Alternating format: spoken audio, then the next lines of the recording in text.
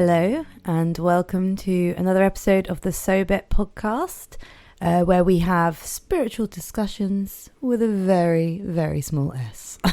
My name's Siobhan. And I'm Dave.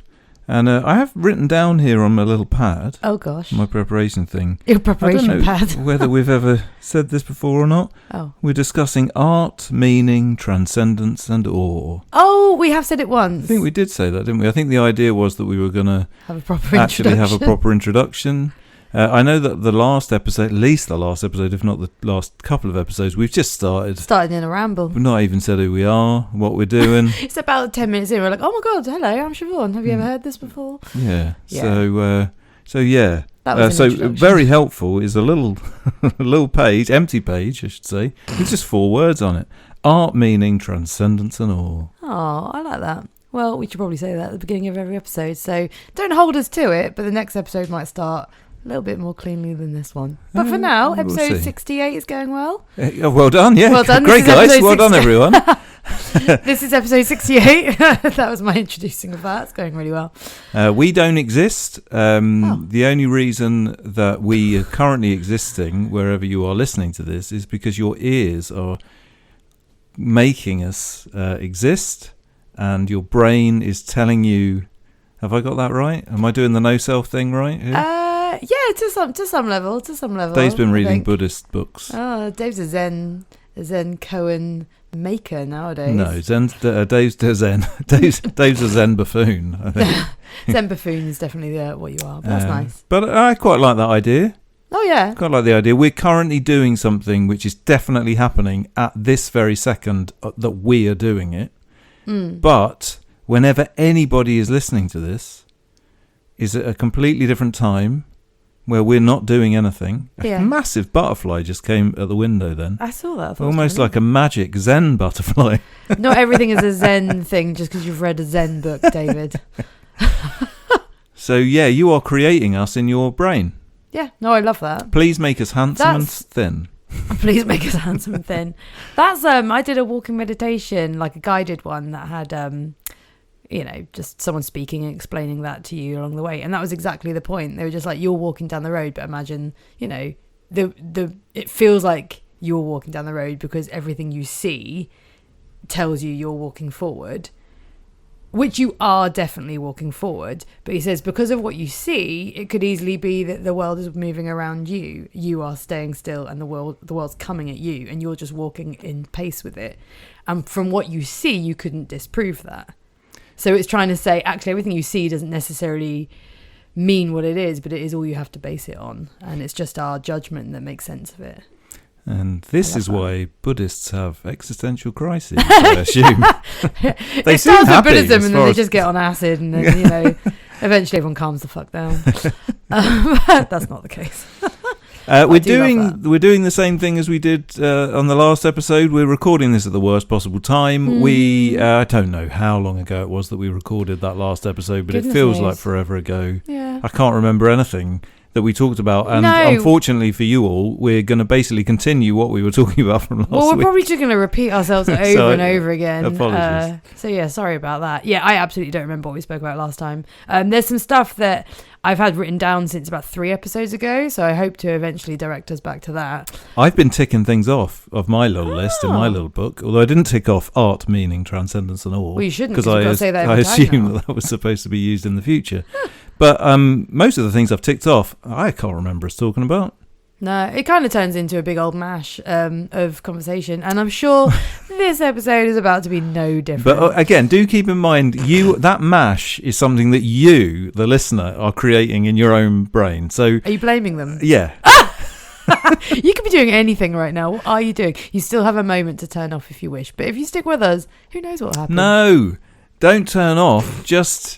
You have to create a really good podcast in your mind to listen to. The responsibility is on you. It's all on you. I don't think you've read that Zen book correct. That's the Zen Buddhist way, I don't think it's all your fault. I mean, let's not go there, but yeah, in a way.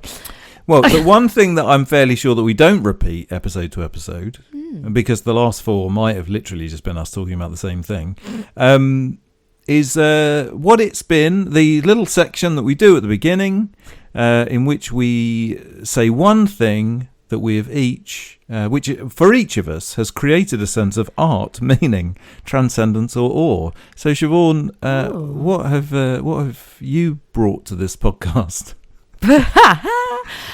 I have listened to the band The Magnetic Fields a lot in the last 2 weeks, and for me, they are incredibly meaningful.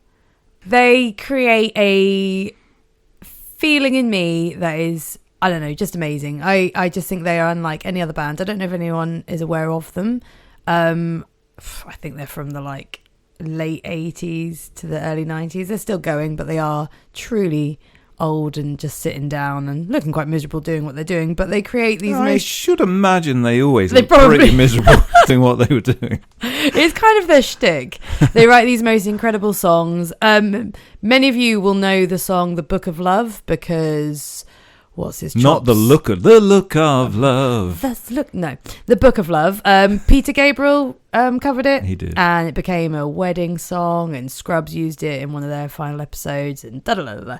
But the original is Magnetic Fields, and that is by far and away a beautiful song. But they have hundreds and hundreds. They are a music making machine. They've just got so many songs. You could argue they're all kind of similar, but they're just, but they are just stunning. They're really pretty. I would say the reason I remembered or was reminded of them was that we went to a gig kind of last minute, a gig in our town of Hastings, and there was a boy that opened that I think does open mic nights there, and he was very in the style of Magnetic Fields. I didn't want to guess that that's what he was going for. Very in the style of Magnetic Fields. But he seemed so young, and I was like, I wasn't sure that, because they're known, but they're not super all over the place well known. This boy just seemed really young, and anyway, that's my assumptions, and I was completely wrong, because he then covered a Magnetic Field song after doing so many of his own songs in that style that were so beautiful and funny. He was great. What was his name? He was called the RB Bazaar, or the RB something Bazaar, and I feel really bad that I can't remember exactly what his name is right now. I know he said that all of his songs were on Bandcamp. But that's not going to help you find them. No, the listener. Oh, maybe we'll try and. I've definitely followed him on Instagram. I do know who he is. The RB something Bazaar or something like that. We'll put a link to his music in the description. But he's very good. He did the kind of thing that Stephen Merritt does from Magnetic Fields, which is just do these beautiful, well written, kind of folksy songs that are very funny and just have little. Yeah, I actually think he was considerably funnier. I think he was going for more of a humorous thing. His songs were genuinely funny. Genuinely hilarious. Yeah. And then, so just reminded, actually going back to watching him, going out and just seeing some live music was amazing. Being surprised by someone who you have no idea what they're going to be, and they were really funny and really good. And then, just reminding you of another band that you adore, and it seems like they adore too. So it's just a shared nice moment. Mm-hmm. So I just had a really nice couple of weeks listening to all of the Magnetic Field stuff that I've got, which turns out is about 8 or 9 CDs worth. So it's been a journey, but it's been good. It's been lovely. How about what have you been putting in your brain to give you meaning or wonder? Oh, well, wonder isn't even on the list. I know. Well, I couldn't see your list from over here. I knew it said art, which I didn't say. No, wonder's good. We should add that. I'm going to add that now, ladies and gentlemen. So we're now the Art, Meaning, Transcendence, Awe and Wonder podcast. And we'll probably never say that again because we're rubbish at remembering our intros. Well, maybe, but I've got it written down now. I'd like to add fun to that as well. I'm just going to add fun to it. I don't know. We've now set ourselves up. So fun. I don't know if we can be fun all the time. So we're fun, art, meaning, transcendence, awe and wonder. It's getting a bit of a mouthful, isn't it? But I can't stress this enough. You've made this up in your own brain. So it's your stupid fault. If Zen's taught us anything, it's your stupid fault. It's your stupid fault. Well, you've sort of stolen my thunder a little bit, actually. Oh. Mine's a bit of a weird one. And I think, honestly, I'm going to just acknowledge it now. It's probably a bit embarrassing, but I don't care.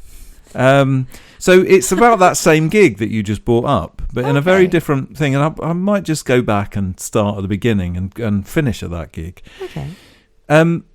And I'm going to be describing something which, as with most of the things we talk about on this podcast, i.e. fun, art, meaning, transcendence, awe and wonder, are very difficult to put into words. Mm-hmm. In fact, you could argue completely impossible to put into words. But I do think that it is important. One of the things that I feel very strongly about, and that hopefully we've managed to get across over the past couple of episodes, is that all of these things, most of which maybe not fun, but most of the other ones kind of religious qualities, if you like, or certain, metaphysical qualities, can be found in extraordinarily physical things, and specifically music and the DIY punk scene specifically, but also just sort of, just your mate's band, I suppose. Yeah. And so I was reminded I've been reminded quite a lot of a certain feeling that I used to get at gigs, which is completely impossible to put into words. But I'm sure that anybody that is passionate about music, and I'm just assuming that anybody who's potentially listening to this podcast will be passionate about music, that I remember when I was a kid, I got a lot this feeling where often it would be a band you'd never seen before, and you go into a little room, there's 20 other people there or whatever, some DIY bands play, you might have heard of one of them or whatever, and then one of them will just like blow you away completely. But I used to find that there was a point, and this is the thing that's really difficult to kind of say, but I remember I've got this real clear feeling that I know exactly how it feels, but that I can't put into words, of when like someone's playing a really good song and it just like hits you right in the soul.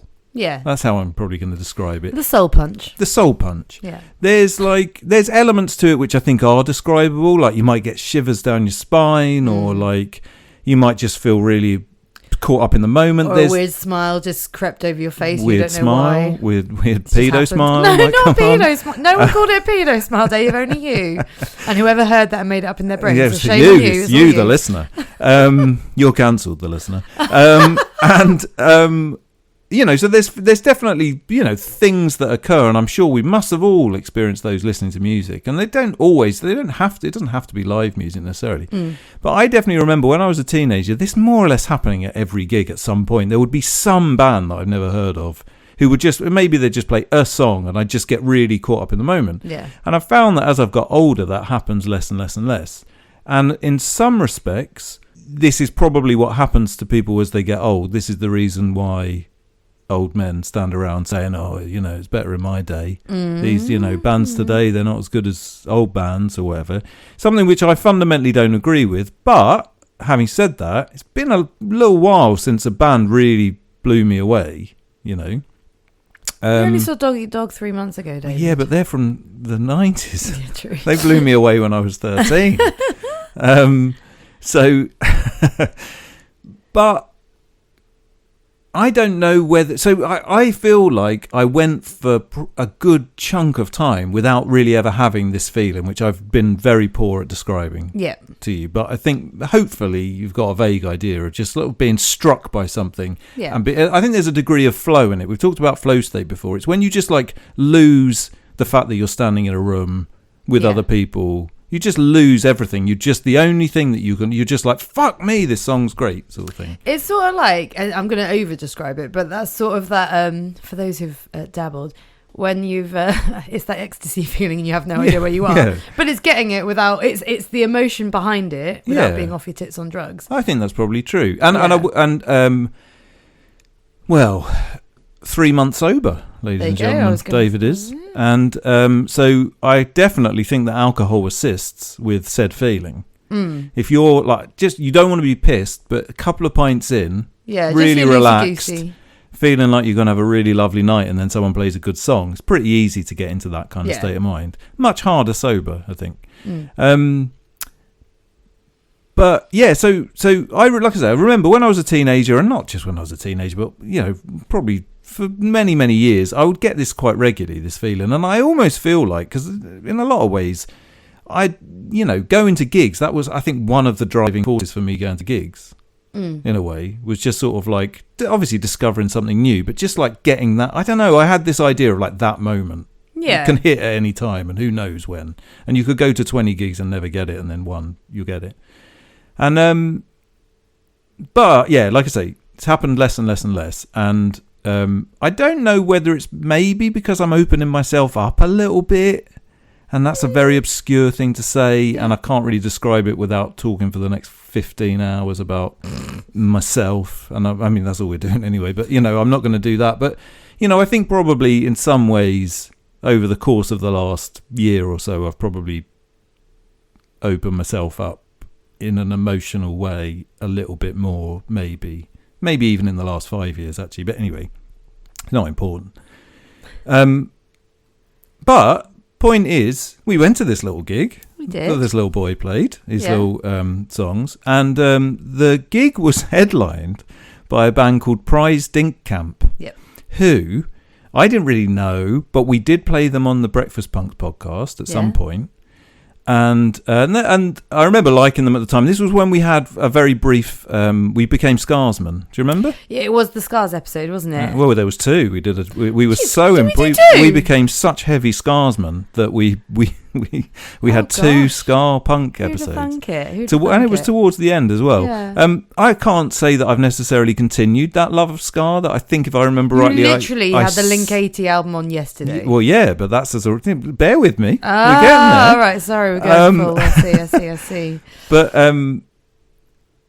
yeah, we just went and saw this little band, and it was a Monday night in Hastings. They're from Belgium. I don't think they've played in Hastings before. Maybe they have once. I don't know. They played with Casual Nausea when Casual Nausea did a couple of gigs last year, and they were like, "Oh, it's weird that we're on with this rando ska punk with a synthesizer band." And then when they saw them, and they said, "Oh my goodness, you're playing with them soon. Go see them." And then we saw them at Bristol when Comeback Clip played with them, and so I knew what they were going to be like. And you just heard that one song recorded, which to see them is a different thing.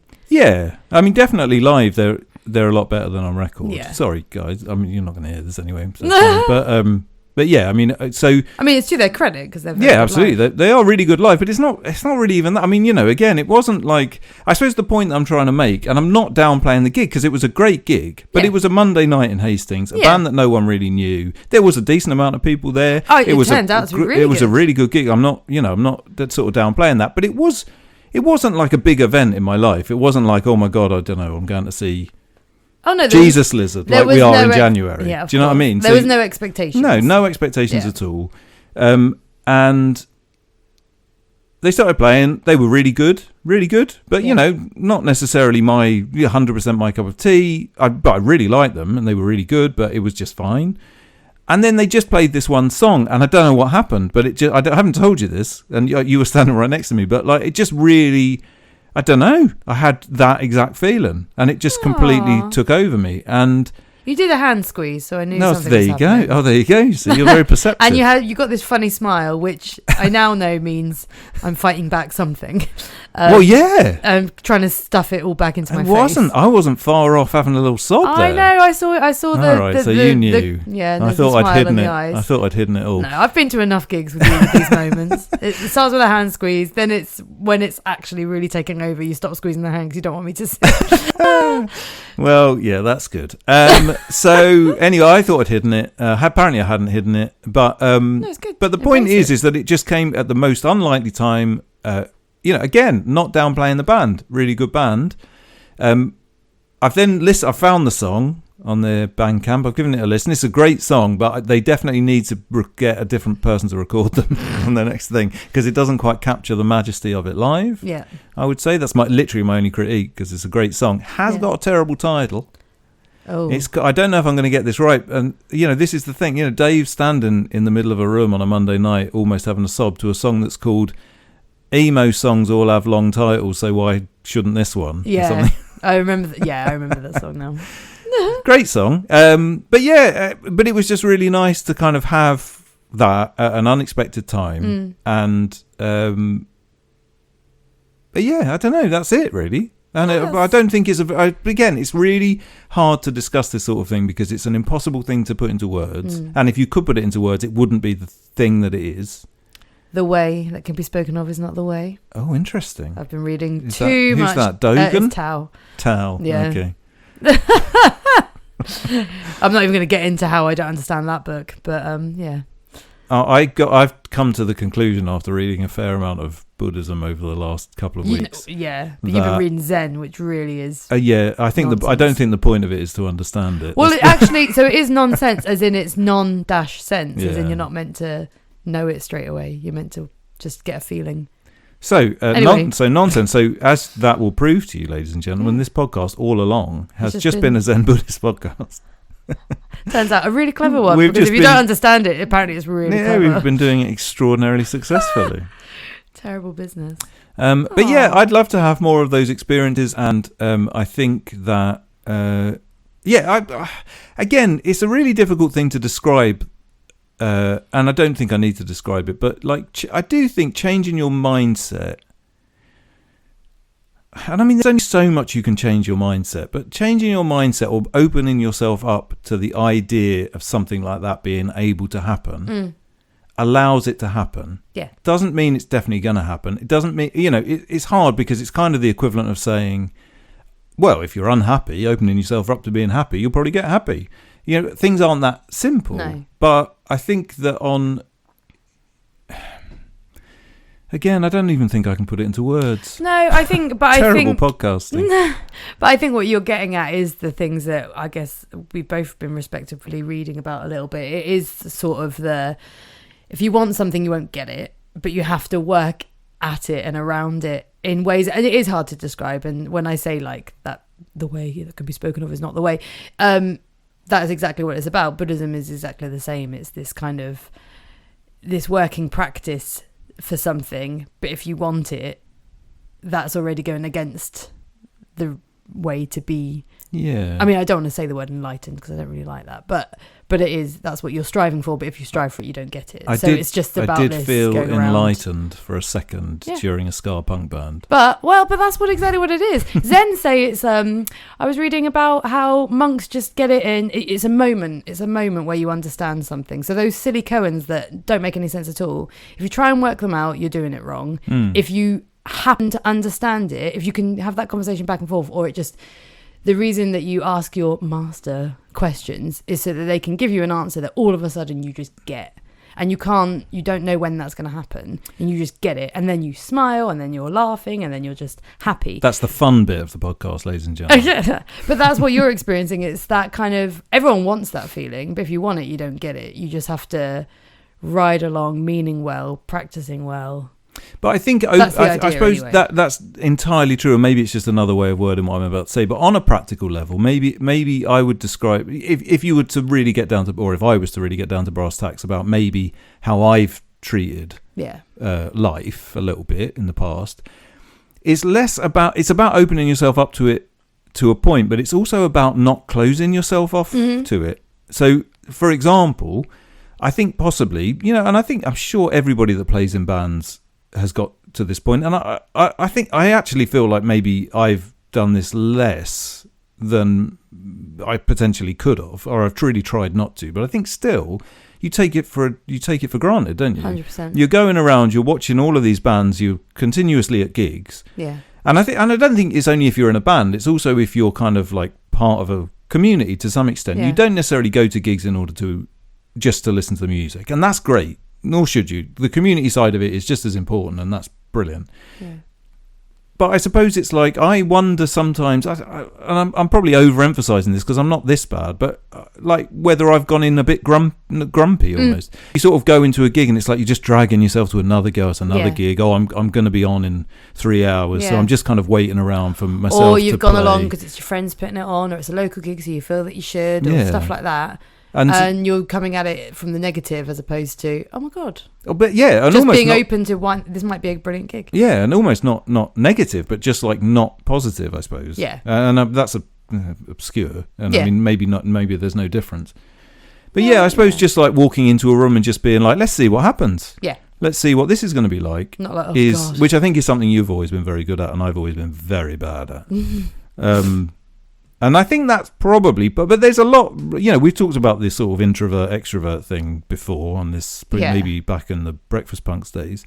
And I think there's something about that. Like for me, just going out and being in a room full of people is pretty taxing. Yeah, you're already putting a lot of effort in doing the thing your brain doesn't want you to do. Yeah. But then you're doing it for a good reason. But the thing is that can then, the reason that I've always dragged myself to gigs. Do you know what I mean? Because I love music. But I wonder sometimes whether I've been, or at least recently, been dragging myself to gigs and then it ruining any chance of me actually enjoying the music as a result of the dragging too. Yeah, and or as a result of you putting weight on that dragon. Yeah, exactly. No, exactly that. Yeah, kind of like, oh, well, I've done my bit now. Yeah, I'm in the room. Yeah. And that's really over the top because that's not how I feel about music at all. And I don't think that's exactly how I've been at every gig for God only knows how long.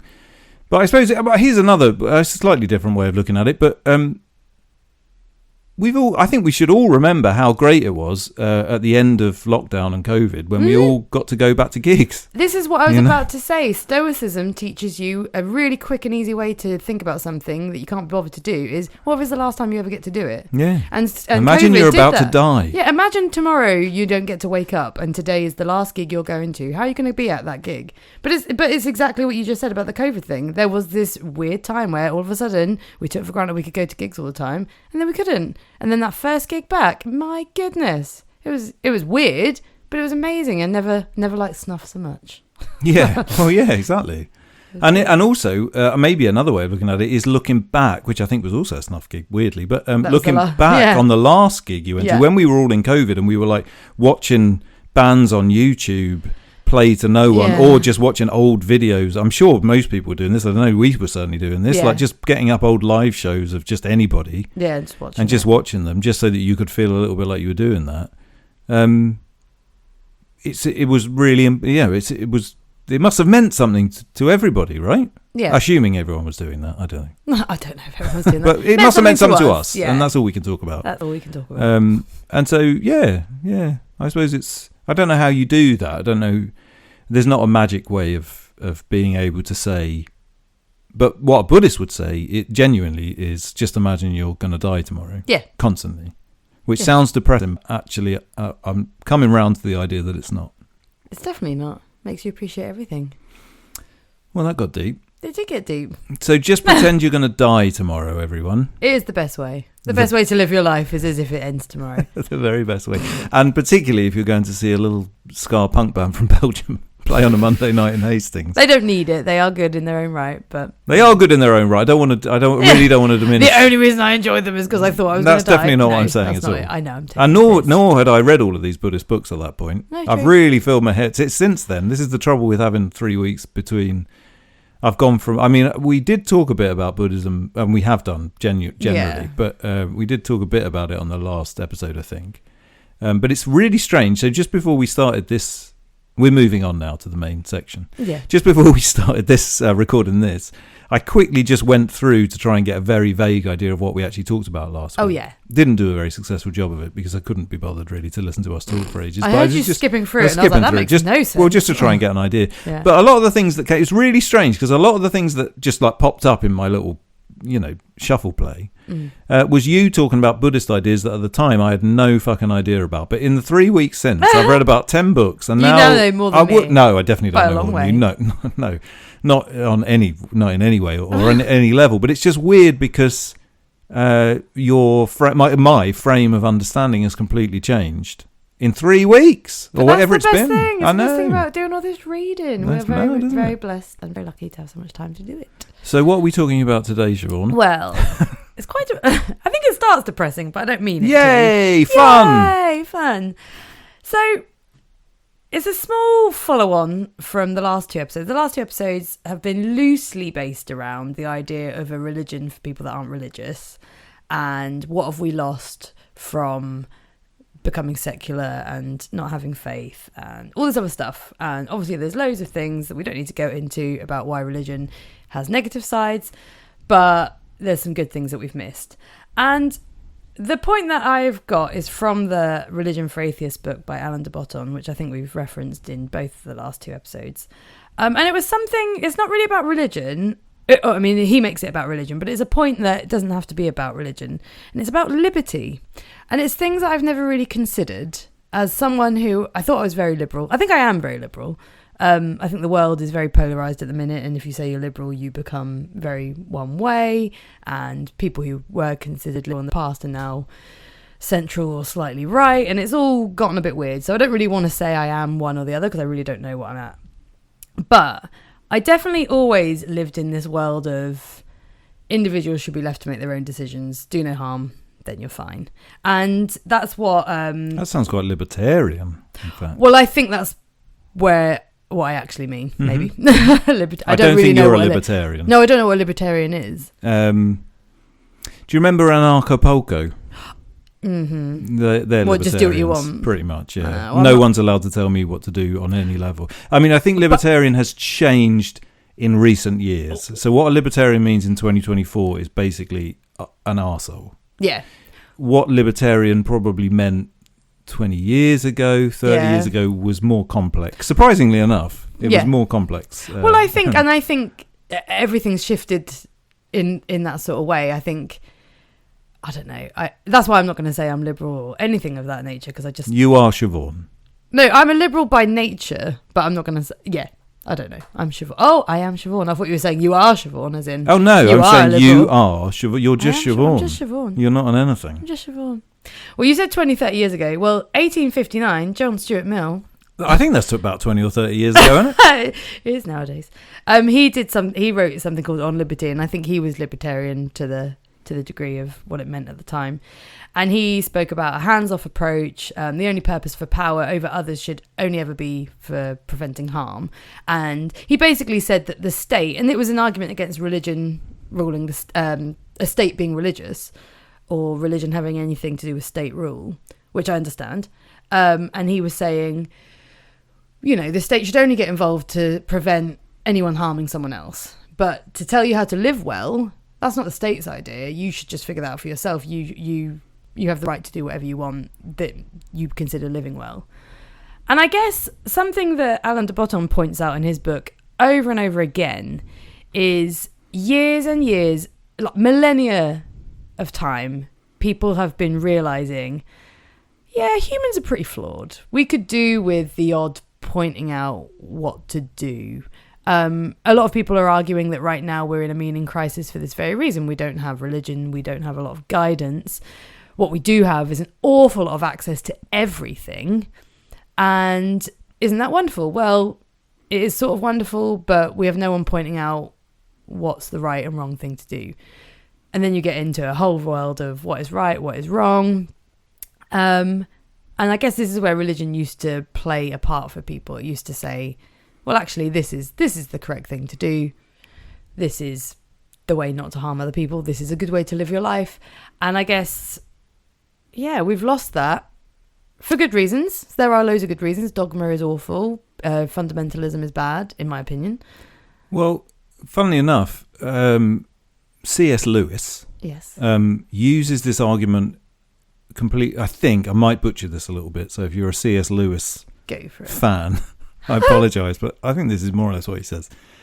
He uses this as a sort of what he would consider proof for the existence of God, basically, right. or Jesus, or Christianity generally, in as much as he says that there are certain things which are just, we all know are fundamentally wrong. So like an obvious one is murder, or stealing or whatever. Like more or less the Ten Commandments, pretty much. Yeah. We all just know that these things are wrong. There's something inside us which just tells us you can't do those things without having a feeling of like I'm doing something wrong. Yeah.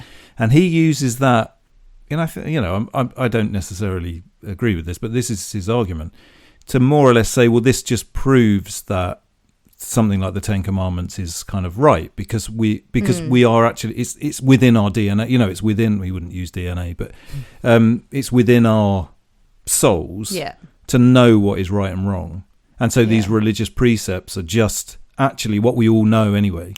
And so if you choose to steal, for example, we could all do it. We could all choose to. And you can complicate this a little bit by saying, is it worse if you stole from the family next door, or if you went and stole from Tesco's, is there a moral difference, sort of thing? Yeah.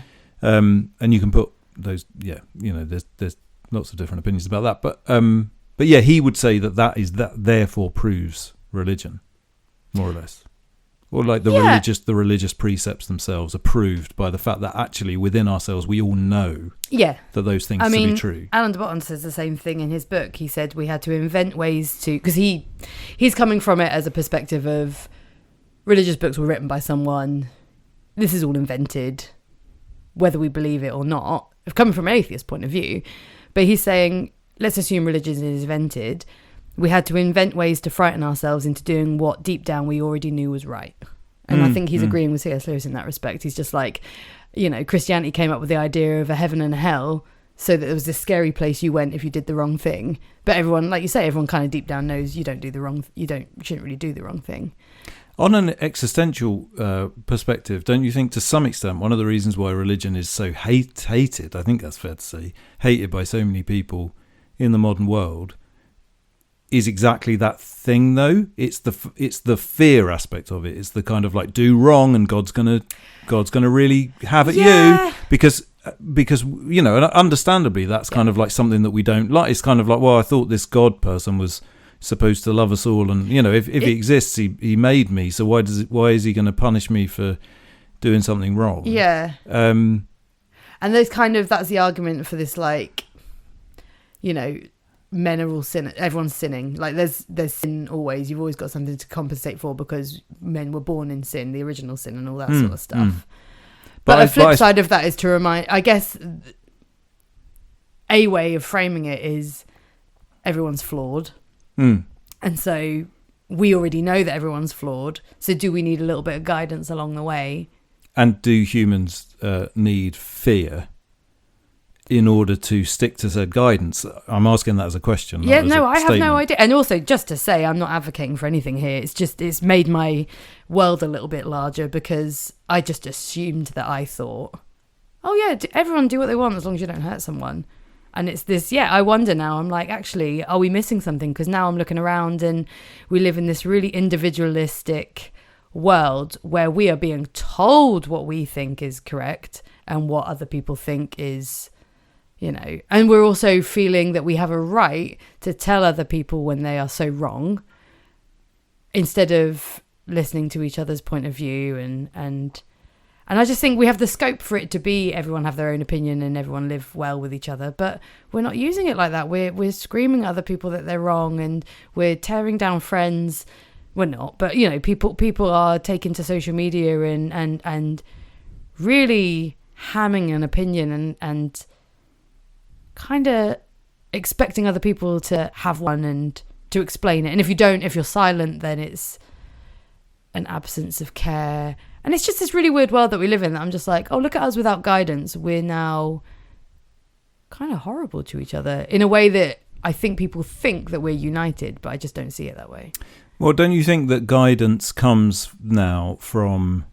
So we're coming back to the God-shaped hole. Oh God!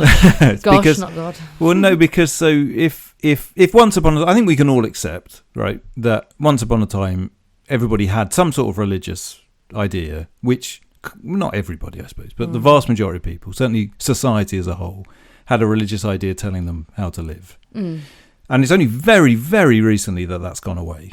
Yeah. And it hasn't gone away everywhere, but certainly in the UK it has, and it is probably heading in that direction in most parts of the world, certainly in the Western world.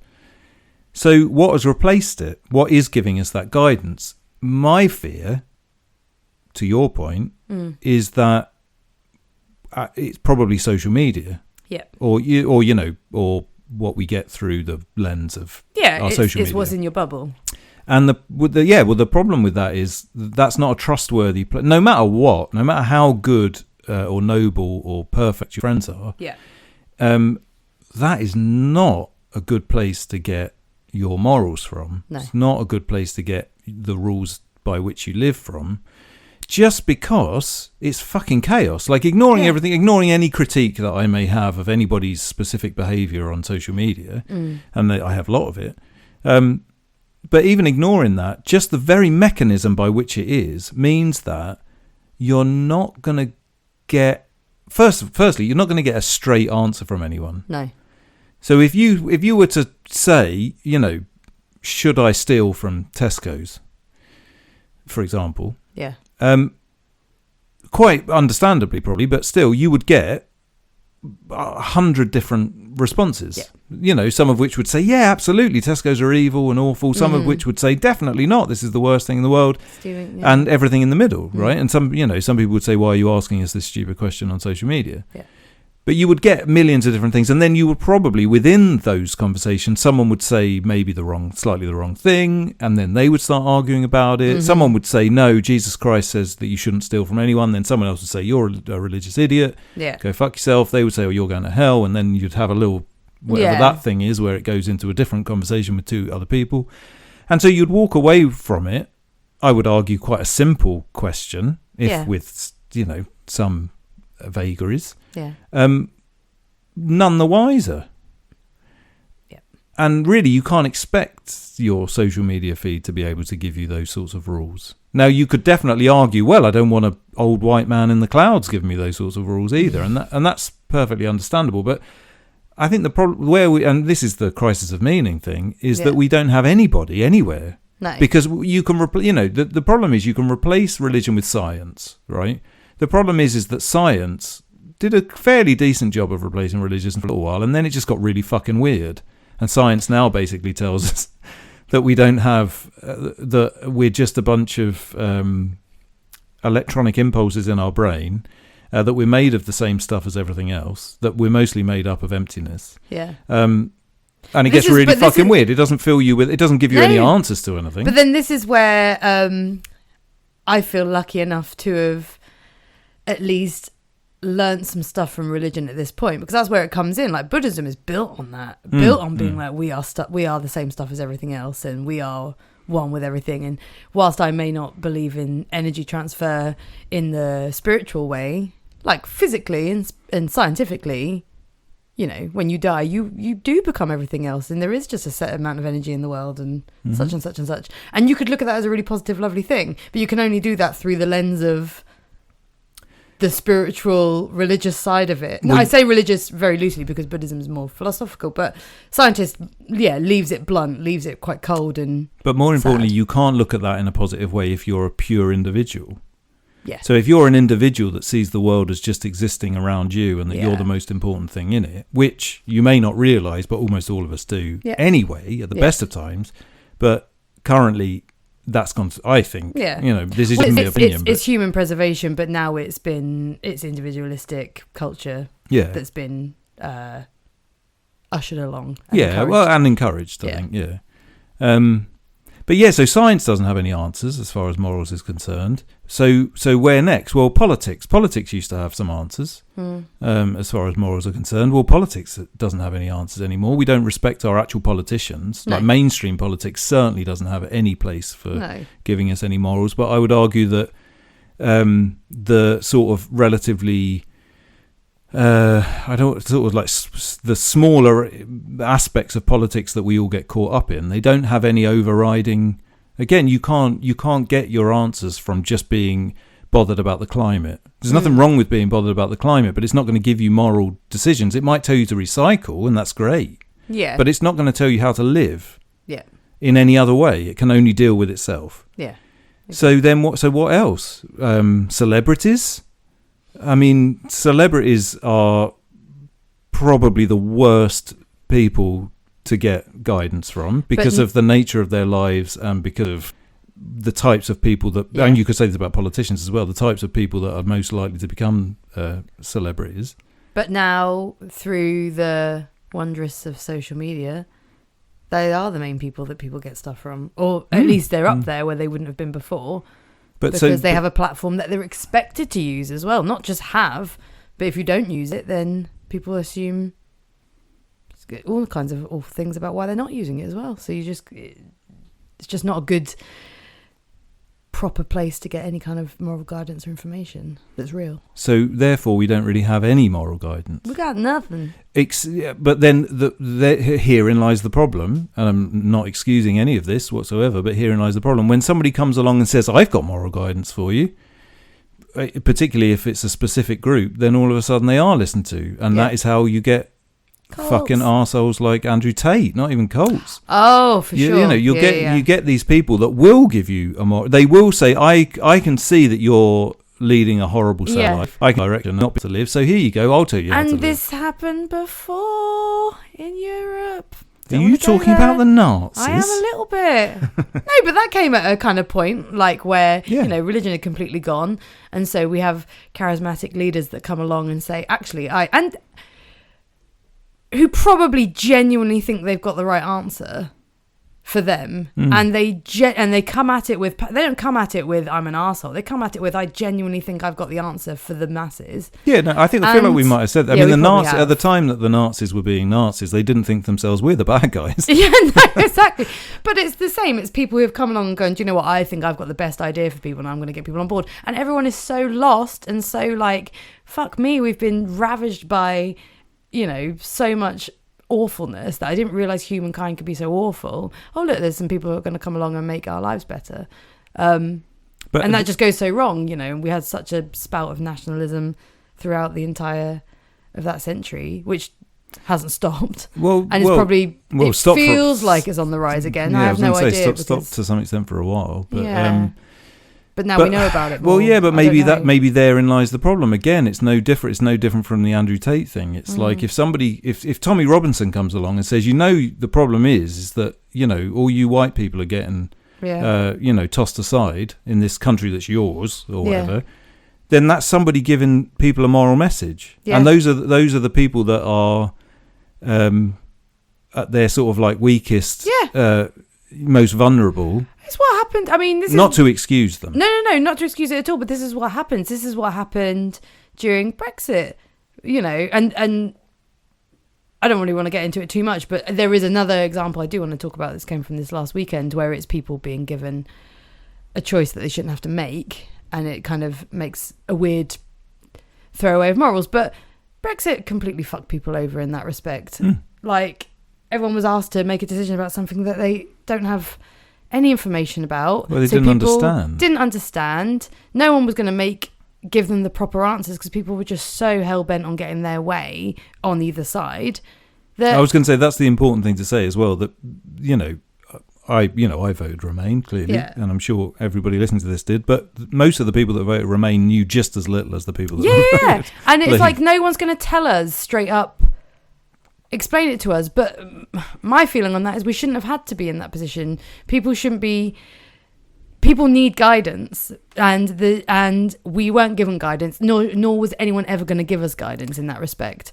And I think actually it's down to people, and this is where I realised that my feelings about democracy and liberal stuff gets a bit weird, which I didn't realise, and I don't want to go there too much. You've got to now, you brought it up. No, but it's that kind of, Brexit made me feel like I don't want an opinion on this. I want people who know this stuff to make that decision, and I don't really want to be a part of it. Well, but there's another... I don't 100% feel that way, because I suppose if someone had just told me that, I probably wouldn't be very happy with it. But it does raise this kind of feeling in me of, actually, I don't know. I feel like we need information, but will I be able to process that information? Well, this is complicated by something that is on us all, and it's there's no point in me saying this whatsoever. I mean, this is nothing that anybody can do about this, but and this is true of all of the politics, particularly in this country. But I mean, obviously there's an American election about to go on. I mean, I'm 100% sure it's the same there, and I'm sure it's the same all over Europe, where all of these crazy people are getting into power or weird things are happening. But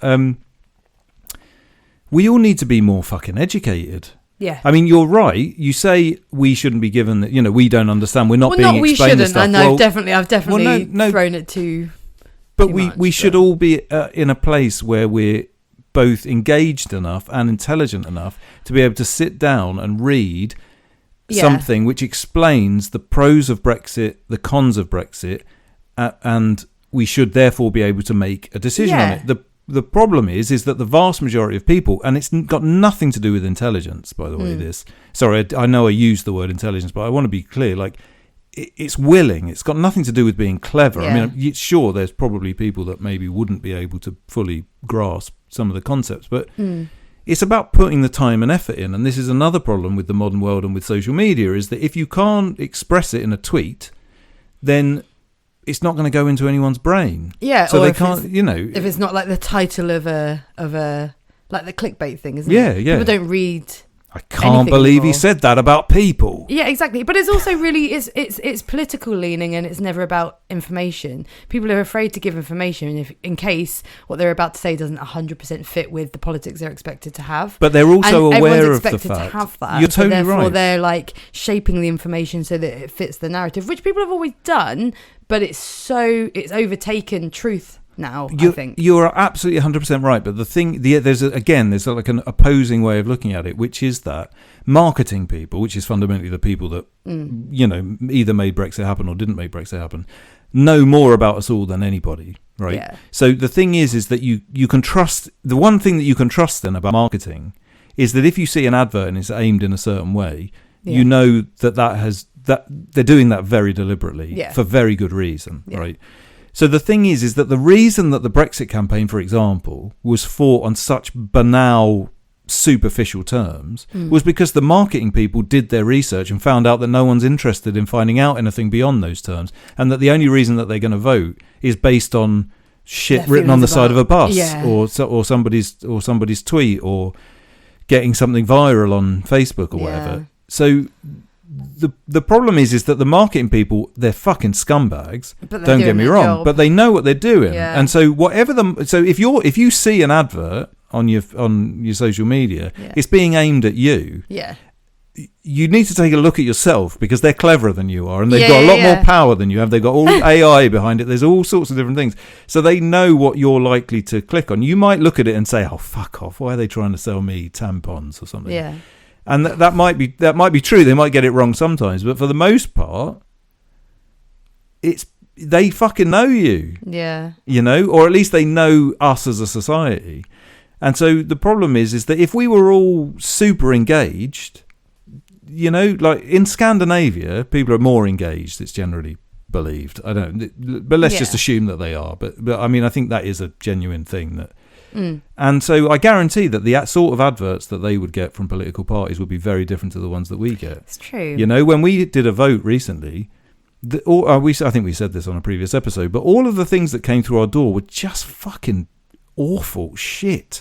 And that just didn't make me want to vote for anybody, because they made everybody look awful, because all that they were was having a pop at the other side. And I think that was national as well. Listening to the podcast we were listening to, I was just thinking, gosh, like no one's got any better ideas anymore. It's just let's poke at the other person. But let's take our stance and not the other stance. But it's not. Why is no one saying anything? It's not about them not having good ideas. It's about them having all the ideas and knowing that that's the only thing that's going to work. So it's your fault. It's my fault. It's everybody's fault.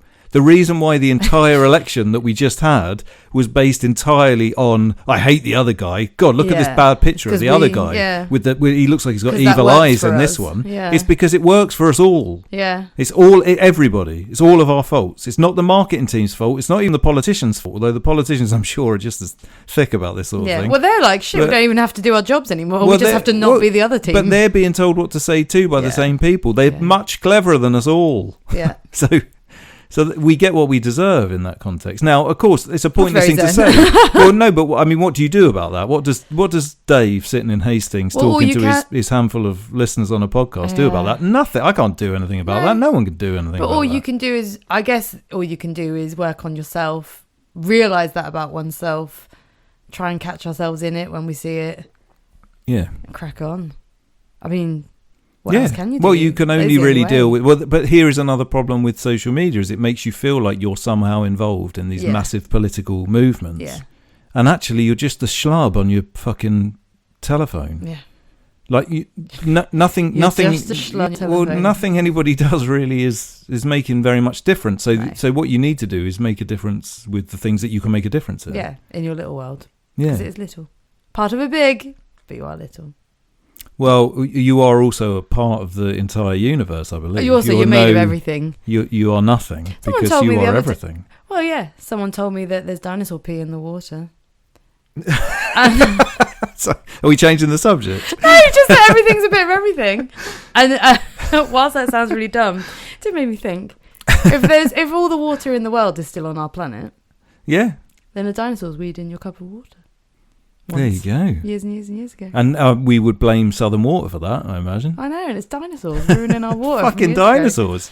Who'd have I've had thunk it? enough of these fucking dinosaurs. I know, send them back. I'm going to take to the streets. Sorry, that's not the way I was meaning for all that to go. One of the reasons I was thinking about this anyway, because it was left over from before, but this kind of liberty idea and, everyone have a say and everyone have a vote and we should all figure this out, is about the times where actually people who know best, I wonder if it should be left to them sometimes. And I'm mainly thinking of, there was something that happened over the weekend. People listening are probably not into CrossFit in the slightest, and I definitely know that you're not, Dave, so that's why I've not mentioned this as of yet. But the CrossFit Games happened over the weekend. I look forward to it every year. It's like the Olympics, but for CrossFit. And It's like the Olympics, but with Eye of the Tiger playing at full volume and flashing lights everywhere, and people that look like American gladiators going, "Oh yeah!" I imagine.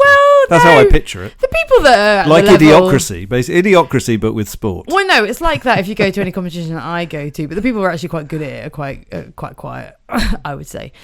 But Tired, I imagine. Tired. I don't think they get tired. But anyways, the first event was a run and then a swim. It was run around a lake to the furthest point and then swim straight across it.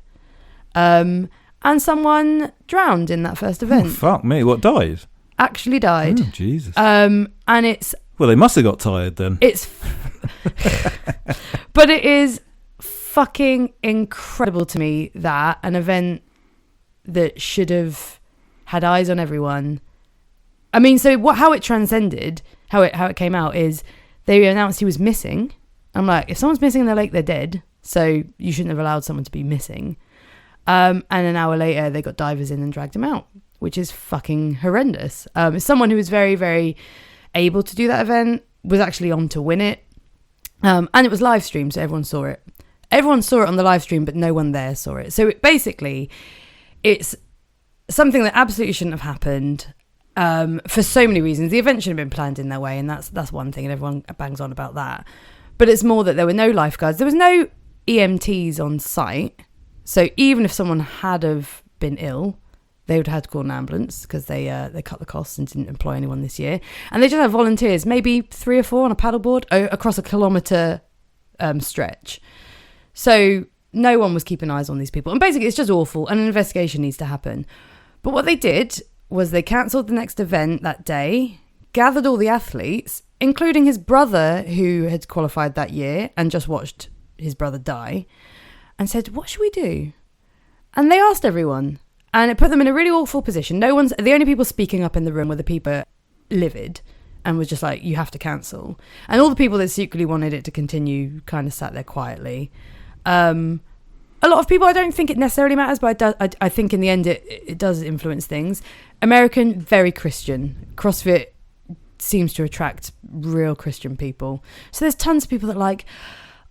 And I can see this point is, what's it going to change now? He would want us to, we should do it in his honour, we should continue. There were some people that were absolutely mental about it and were like, he's in a better place now, actually, good for him. And it's like, no, that's not really the attitude. And some people were explicitly saying that in their interviews, which were awful. But they then sent round a survey and said, actually, okay, none of you want to speak about it. Here's a survey. Say what you want to do. And then it turns out that 78% of people wanted to carry on and some people didn't want to. And loads of people pulled out and some people carried on. But what I hate about this entire thing is if it had been someone that had just passed away, natural cause, people die in the marathon every year and it's a freak accident. That's different. But when someone dies because of your negligence, I don't think you should be giving that choice away. And what I hate is that they forced people who shouldn't have been put in a position to make that decision, in my opinion, and maybe I'm wrong, to make a decision that they're not, they're ego-driven maniacs at the best of times anyway. So people are going to want to be like, well, I'm here now and I'm going to do it. And they can convince themselves of any reason, in his honour and whatever, to make them do it because actually they've trained all year and they want to do it. Some people are there for their livelihoods because there's a lot of money at stake. And so maybe they want to, get their money for the rest of the year, such and such. But I just think that grief-ridden people making a decision about something that they should never be in a position to have to make a decision about. But who do you consider to be in a better position to make that decision? Well, because surely whoever was running it would have been, potentially anyway, assuming everybody was nice people, and I'm guessing they're not, but anyway, the people running it would have been far more grief-stricken and it would have been a much more horrific thing to have gone through if you were the person putting that on and people were saying to you, you should have put, EMTs at the side of the pool. I don't know if you do something like that, you're doing quite a dangerous thing. Yes. I don't actually think that the fact that there is... You say that they should have eyes on, I think was the exact phrase that you used. I don't know that you can, I don't think that you can blame the people who put it on for that.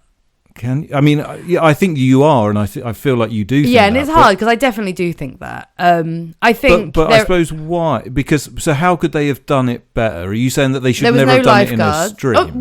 So my opinion, loads of people say they shouldn't have done that event full stop, and it was, there's a reason triathletes do the swim first and then the running, because you are so tired by the end that you do the running because you can stop. But if you're swimming in open water and you get tired in the deepest part and you have a panic attack, your body goes into shock and you're really prone to drowning. But surely that could happen anywhere. It could happen anywhere. And so my argument isn't that the event was... I think the event was stupid, but that's not because 79 others got out. So...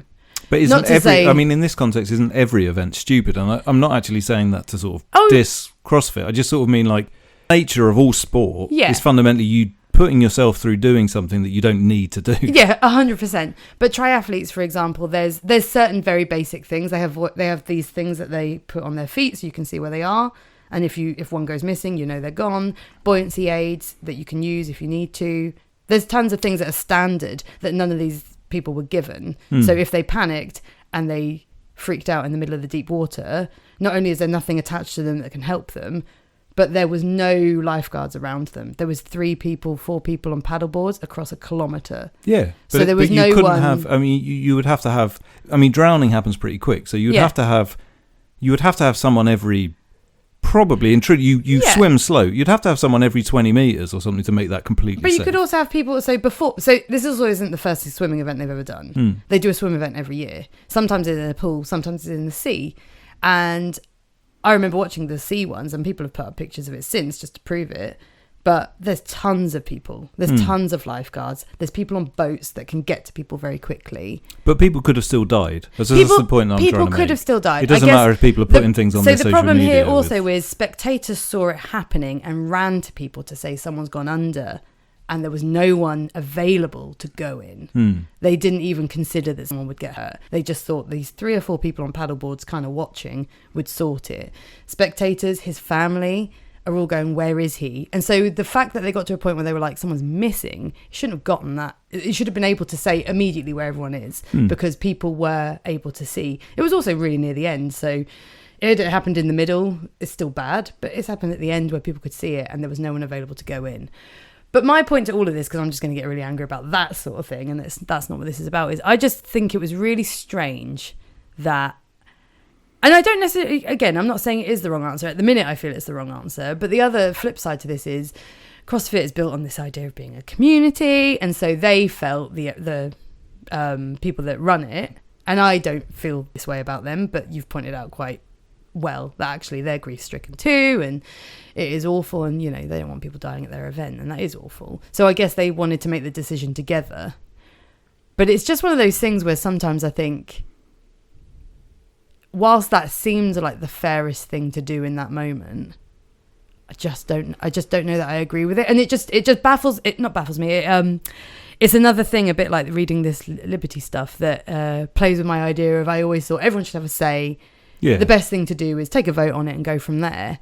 But on this particular thing, I was like, well, actually, I don't feel that way. And that's really weird because my ethics and my morals sit with, well, yeah, everyone have a say. Everyone put your idea in the hat and we figure it out together. Because in a way, they're the best. They're the best people to make that decision because they're the ones who've got to continue it on. I don't know. Yeah. I'm not necessarily disagreeing with you. I suppose I don't know. Maybe what I'm trying to point out is that you're pointing out the flaws in what happened, which is completely correct. Yeah. But had any other option happened, you could point out the flaws in that as well. Oh, and I've definitely thought about that to myself. And I suppose the problem is, and maybe this isn't, going back to the sort of bigger issue of us not having any direction in life. Yeah. One of the problems is that there isn't a perfect answer, probably for anything, really. But I mean, maybe you could argue for certain really big things. Like, we can all probably agree that you shouldn't murder anybody, and that's just how it is. Although obviously a handful of people would disagree with that if they like murdering. Well, in Texas they do as well. Do they like murdering people in Texas? No, but the death penalty. Oh, okay, yeah. But they wouldn't consider that murder, but I do. Yeah. To be clear. Yeah. No, but it is a thing to think, isn't it? But yeah. But fun. Yeah, it's hard. It's very hard to agree on anything. Oh, it's really and hard. So in that context, obviously, we're not going to sort this out either, because what you more or less brought out is. Sorry, I've just also turned this into a rant about something that's annoying me. No. Oh, well, that's what this podcast is. Yeah. But I suppose what you've brought up, if you really look at it on its biggest picture, is democracy a good idea or a bad idea? That's more or less what you're asking. Yeah. Because on a much smaller level, but it's. Or when is it correct and when is it not? Because for it to work, it has to be all the time. Yeah. But is it all the time? I don't know. And I'm not arguing either way. Yeah. I'm not arguing either way. I have no idea. I just think things like this event, things like the idea of libertarianism, all this stuff, just baffles my mind a bit, because I just assumed I thought a certain thing. And it's only when I'm like faced with thinking about, actually religion, when it did tell us what to do, maybe there was a good in that. And do I really think everyone should have made this decision over the weekend, or should someone have just said this is what we're doing? Well, of course, as well, ironically, you've just said that most of those people were religious, or a good chunk of them were religious. So religion presumably didn't, or maybe it did help them. I don't know, but it didn't. It helped them. It probably helped them make a decision based around their religious beliefs. But what you've sort of, I think, more or less said is that those religious beliefs pointed them in the wrong direction. No, I think that's my opinion. This is where it gets a bit. Do you think that the whole thing should have just been cancelled? Yes. Is that's absolutely. I just think, so because what good would that have done? So I'm on two ends of that, because if they'd have cancelled it, this is what I think should have happened: is they should have cancelled it and done an investigation there and then. Postponed it at least, done it at another time, when people have had time to grieve, when an investigation's been able to happen, when due diligence has been done to that family, and then they can carry on in a proper way. That's what I think should have happened. I think by continuing it, it kind of is a bit of a negligence to that side. But by continuing it, it's honouring. What is the point in cancelling it? Everyone's already here. Everyone's already practiced. What would he have said? What would anyone want? If they were the one person that wasn't there, would they want everyone else not to continue? And I agree with that. If he'd have died, I personally think that they could have stopped this. We don't know that now. That's the problem. And the thing that I have in the background of my mind is, and we're going to bring him up every bloody episode at this point, but Mo Gowda, when his son died due to negligence in an operating table, and within an hour, he was relieved of his, he was obviously not relieved of his grief, but his kind of anger and this shouldn't have happened, he was relieved of. He's like, it's done now. What can I change about it? What is the best thing moving forward? How would this person want me to live? And that's kind of what the people who made peace with it were able to do. They were able to say, there is nothing that can be done about it now. Regardless of whose fault it was, we're all here. There is one person that would not want everyone else to feel crap. The problem is everyone does feel crap and they're grieving, and that's my argument for why it should have been postponed at least. But does that not describe, so there's a complication there between your comparison, because Mo Gawdat dealing with the loss of his own son, dealing with it isn't the right, but clumsy term, but dealing with the loss of his own son is a personal journey that he had to go on as an individual himself. Yeah. What you're describing now is a communal journey that a whole group of people have to go on together. Yeah.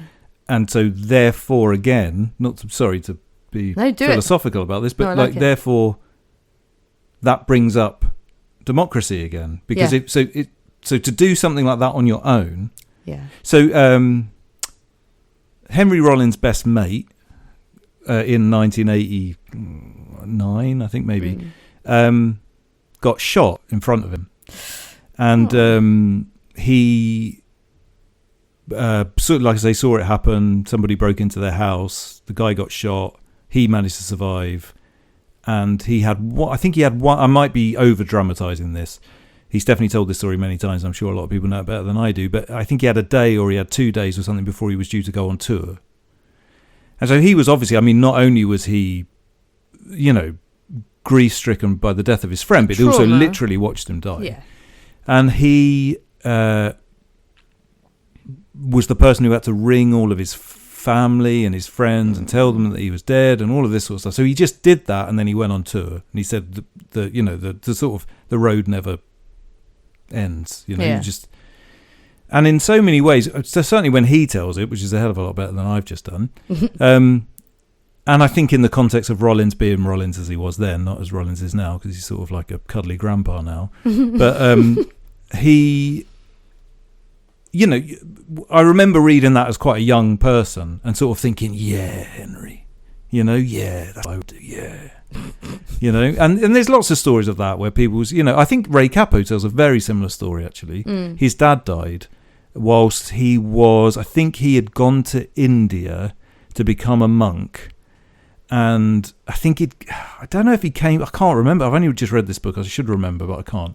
I think maybe he came back and saw his dad, and then he was due to either go on tour or go back to do more time in India to become a monk. And his dad died, and he just thought, well, why would it stop me continuing on with my life? And again, a lot of those things about would he wanted me to stop and all of those things come into it. And so I suppose, but anyway, so there's a huge difference between the personal journey, that kind of like classic personal journey, which, by the way, is, I think, probably affected for all of us by all of the movies that we've watched, and all of, that story is quite a classic story. Someone's, family gets killed, and they, Conan the Barbarian goes and sorts them out, whatever. But there is definitely, Hollywood has kind of created that story for us, the personal journey. Yeah. But what you're describing is not a personal journey, it's a group, it's a community journey. Yeah. The community journey isn't the subject of loads of Hollywood movies. The community journey isn't the subject of sort of myths and legends and things. The community, probably, in fact, that's not true. It almost certainly is in myths and legends, and it definitely, unquestionably, is in religious texts and things like that. But of course, the religious texts, what they say is that there is some other presence which says, go on, keep going, or do something. Grieve. Yeah. And so we don't have that anymore. And so I feel like that CrossFit event, in a way, it's like, whilst I appreciate all of the issues that you have with it, I suppose I just don't know how else to have dealt with it. Well, I think that there's two ways of dealing with it. Either somebody who runs the thing says, I'm coming in and I'm going to make a decision, or they ask all the people and then they make a decision between them.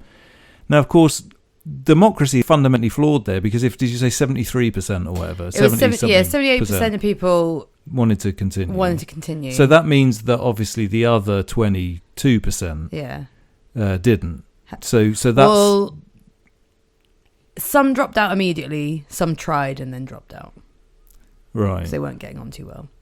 What annoys me is that, and this is just a side note, CrossFit really enjoyed videoing all these people grieving and using it. Yeah, of course, but that's the modern world. Yeah, that's the reality TV show world. But it also that then makes my feeling about it get more, what have you. I think as well, my gut feeling immediately is that let's just pretend no money was involved. If there was no money on the table whatsoever, if this was just like if CrossFit Games was just a thing that nobody makes any money from, anybody anywhere, I don't know how you would do that, but let's just pretend. Yeah. No advertisers, no nothing, no element of money. Yeah. Then if they had carried on, I would have just been like, yeah, fucking great. The problem is that capitalism immediately skewers the entire thing, because the reason that they carried on, the reason why they'd have gone bankrupt if they didn't. Well, the reason they didn't postpone it, because that's one thing that you said as a suggestion, was to like postpone it for a while and just like see and then start. Well, the reason they didn't do that was because they'd sold all the advertising for it. The stands were all put up, all of the money had been spent, whatever. I don't know what CrossFit Games looked like. You know, all the cameras were there, whatever. Yeah, a ton of They money. needed to make a reality TV show about people cry, and you know, So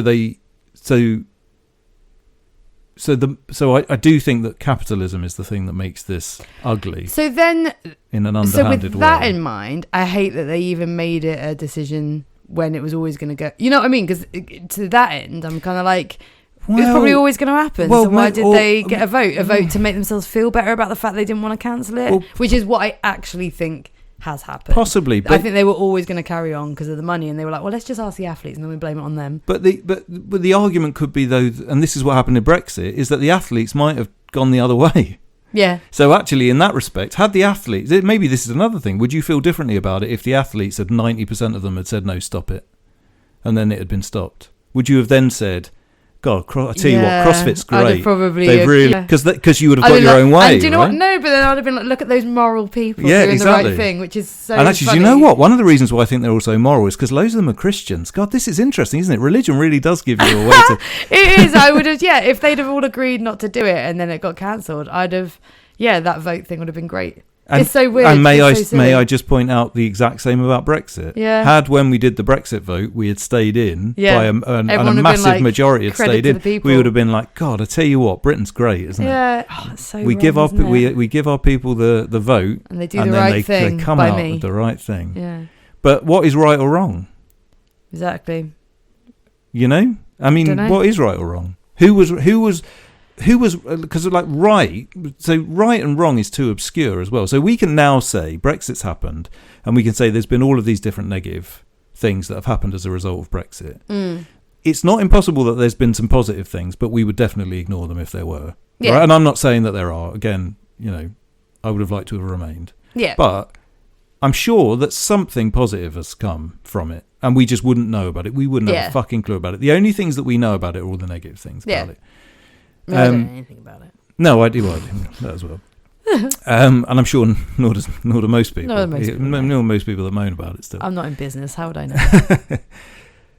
But if Brexit had worked out how the bus said it was going to, if we had Brexit and everything would have been perfect, then I don't know how. I mean, I don't know. I suppose the argument against Brexit isn't really about kind of how well businesses are doing, is it? To most of us, it's about racism and sort of what I think are probably the real reasons why people voted either way, which have nothing to do with the actual practicalities. I mean, fundamentally, the things that Brexit has affected outside of immigration has nothing to do with any of the discussions that were happening at the time about the strength of the pound and all this shit that no one understood, really, I don't think. No, not at all. But yeah, I it's just interesting. It's interesting. Your CrossFit analogy, which I don't know whether it started off as an analogy, has sort of played out in a similar way. But if it shows anything, I just think it shows that it's extraordinarily complex. Yeah. To come up with any decision about anything, particularly big things. And the way that we used to do it in the past was to have huge narratives that told us how to think and what to do. Yeah. And I think the vast majority of people would probably agree that that's not a good thing. That's good that we've lost that. Yeah. We're no longer told what to do by an old white man in the clouds. Yeah. But if we're not told what to do by an old white man in the clouds, then we are just a bunch of probably not very well educated CrossFit competitors who spent their entire adult lives putting on muscle mass and making themselves swim faster, and then are being asked to make a really serious decision that they have absolutely no moral compass, no intellectual compass. They've gone there with one thing in mind, themselves, and all of a sudden they've got a thing. And all of a sudden they're being asked to think about something other than the thing that they've specifically not only gone there to think about, but have probably been thinking about for the last 10 years, something.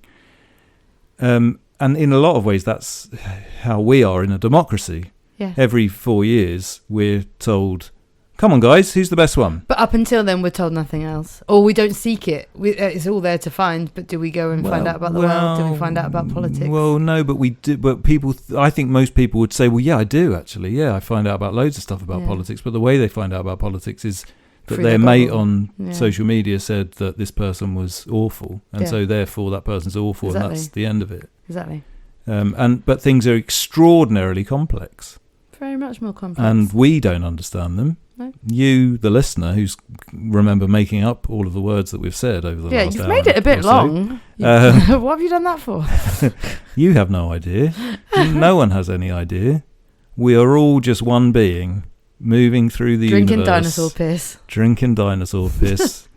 And it's Southern Water's fault. I think that's fair. Should we call it a day? I think that was perfect. What else can we say? I don't know what we've already said. It's been long. My apologies. It's actually been shorter than it's been for a while, yeah. Oh, it felt deep. It felt a lot. It felt really long. It felt long. That's just whatever. You know whose fault that was, the listener? Yours. I can't believe you've done that to me. Jesus Christ. Thank you for listening. As always, anything to tell us or feedback or anything to tell us, really.